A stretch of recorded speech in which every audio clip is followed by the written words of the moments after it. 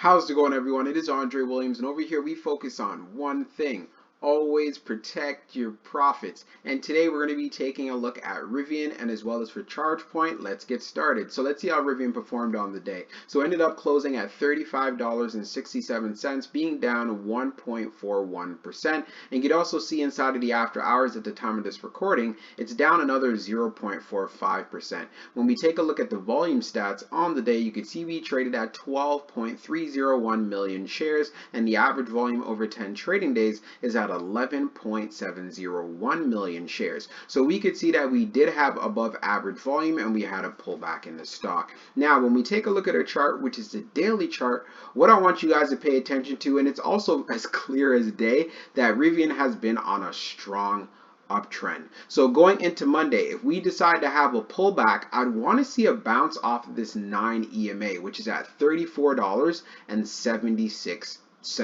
If we can get that bounce off of this level, then we can see Rivian wanting to go back to go to 36. It did have a recent high around 37, and I was saying that, you know what, I wanted to see Rivian get to 35. So knowing that it went to 37, it is still a key area that you want to watch, especially if it wants to turn around and be on an uptrend. You could see that we have two candles that indicate that there has been a sell-off, and this could turn around very quickly. But what is very interesting though, what would happen if Rivian breaks through this 9 EMA?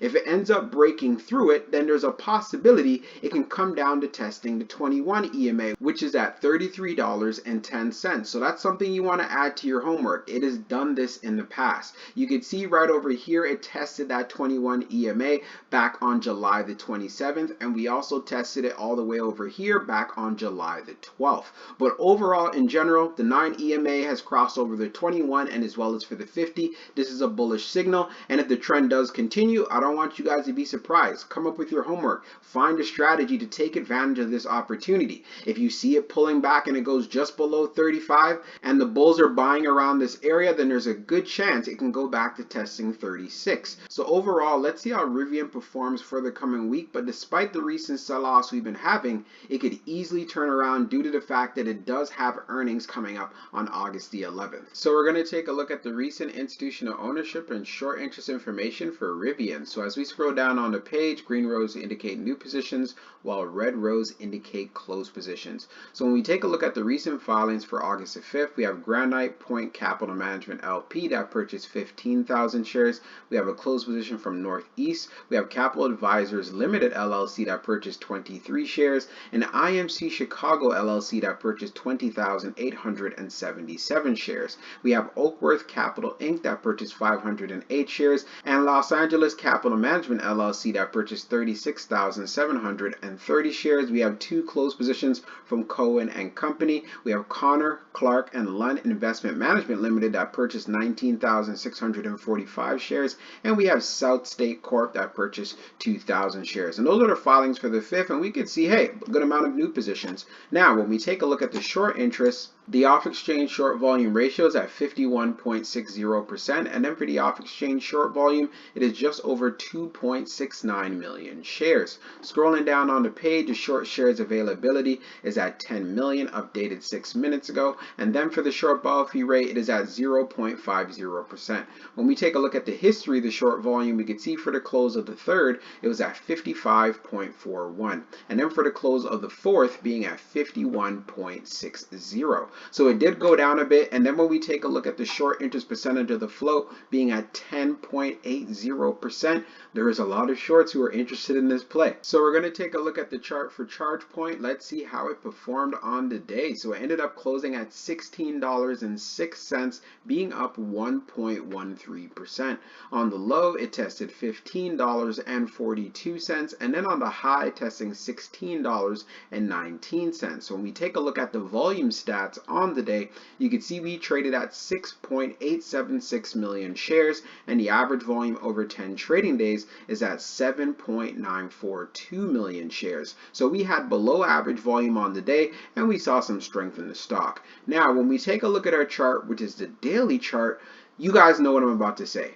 we know that ChargePoint has had strong resistance at $16. So having a close just above that level is a really good look going into next week. So what I want you guys to pay attention to going into next week, will we be able to break above $16.60? We ended up seeing a high at $16.19. And the reason why this was not surprising, why we had resistance around this level, if we go back, you could see all the way back here on June the 8th, we had resistance there.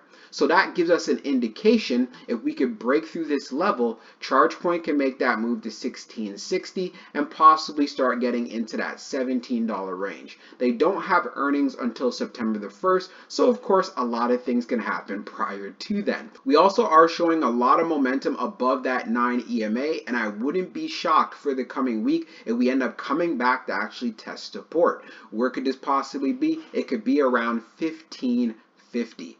Yes, right now, currently, it's at 1514, but if the uptrend does continue and it decides to pull back, it could be around that level. But if it decides to actually pull back to 1514 on Monday, or whether it be Tuesday, then I'd be watching the 21 EMA, which is at $14.34. But again, the bullish case, you want ChargePoint to hold up at least $15. But if it does break down, we already know where it could possibly go. We could see that it has been trading in quite the range. If we take into consideration going as far back as May the 26th, we've seen lows around 1178, and then you can see that we've had those highs right around 1618. And I think this range will continue to hold up if ChargePoint does decide to have a pullback. But in my personal opinion, I want to see ChargePoint getting to 1660 and then having that test go into 17. Of course, that would be the bullish case scenario, but like I said previously, it is looking bullish. We have the 9 EMA that crossed over the 21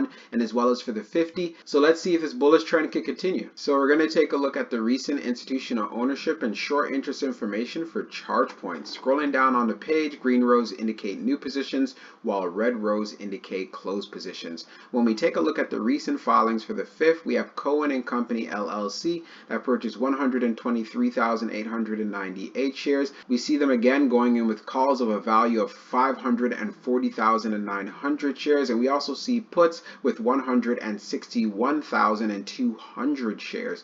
We also have M&T Bank Corp that purchased 10,242 shares, and we have Field Point Private Securities LLC that purchased 700 shares, and that's about it for August the 5th. Now, when we take a look at the short interest, the off-exchange short volume ratio is at 50.08%, and then for the off-exchange short volume, it is just over 1.22 million shares. Scrolling down on the page, the short shares availability is at 250,000, updated 9 minutes ago, and then for the short borrow fee rate, it is at 3.57%.